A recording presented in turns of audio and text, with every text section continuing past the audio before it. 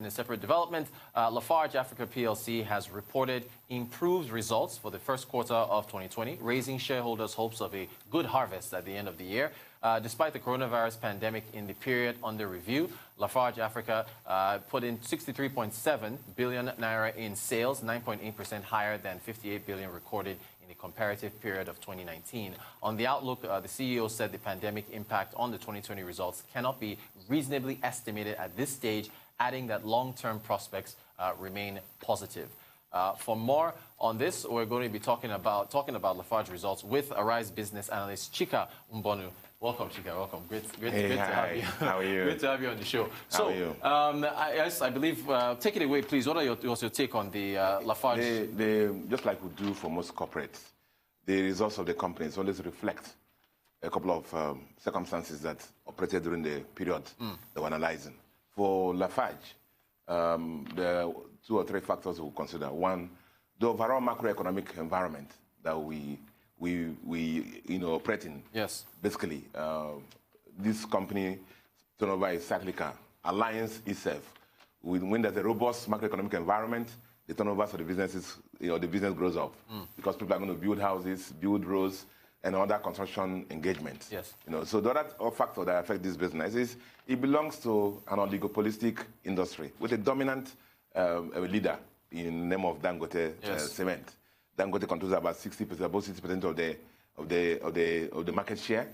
Followed by Lafarge with about 21%, and then followed by Boa, with about 17%. Okay. And all of them are dominant, and all of them are working towards expanding and growing their business. Okay. Now, the third factor is the company itself. Lafarge, has been in Nigeria since 1961, initially as West African Portland Cement. Right. Most of us knew that. And through several, corporate engagements, acquisitions, and so on and so forth, it's gotten to where it is today. And over the last period, the company strategically embarked on key initiatives to turn around its business after going through some years of struggling profits. Okay. And this success key strategies have now reflected in the profit that we see today.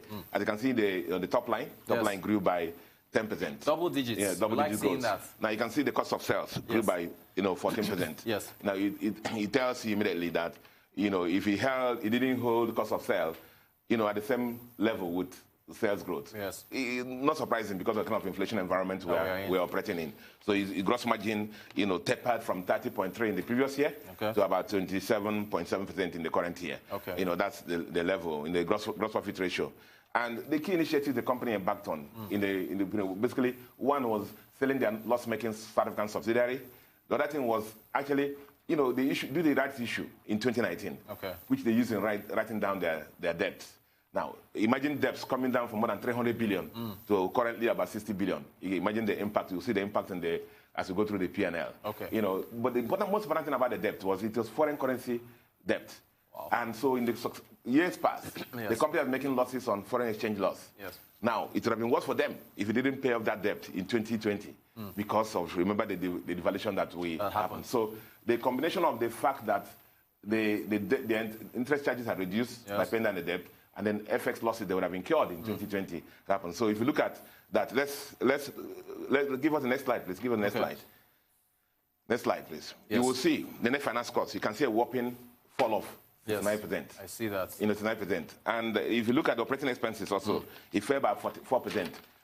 As a result of the cost optimization programs along power, energy, and the general operating expenses. And not surprising, therefore, that they have a PBT growth, massive PBT growth of 104%. So the impact is driven principally, you can see, from the reduction in net finance costs and then the savings on the operating expenses line.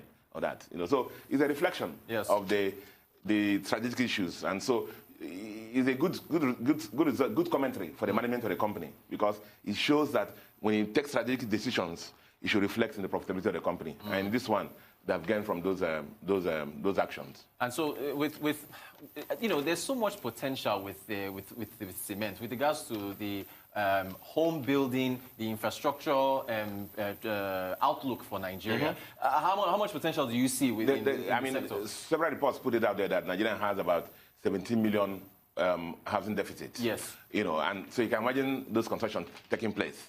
And, you know, the amount of cement required to do that. Right.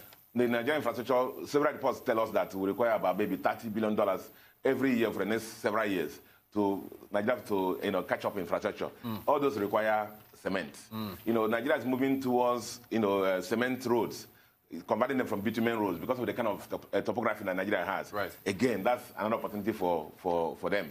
But remember, all these are driven by, robust economy. Right. If the economy is good, you know, this sector actually profits from that. Okay, so that's potential for growth. Massive potential for growth.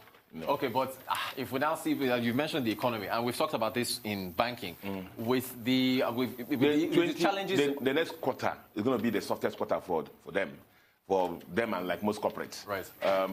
The COVID challenges were running demand for cement. You know, some analysts even talk about in the 2020 maybe the turnover of this sector and this industry may fall about 20-25%. Oh, wow. Because of the fall in demand.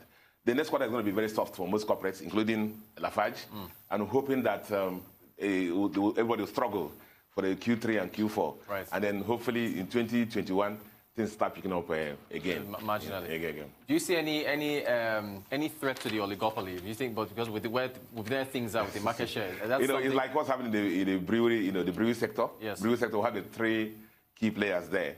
In the cement sector, we'll have the three massive players. Just a couple of other fringe players. But the core players, they are Dangote Cement, right, dominant player now, Lafarge, and then Boa. I don't see...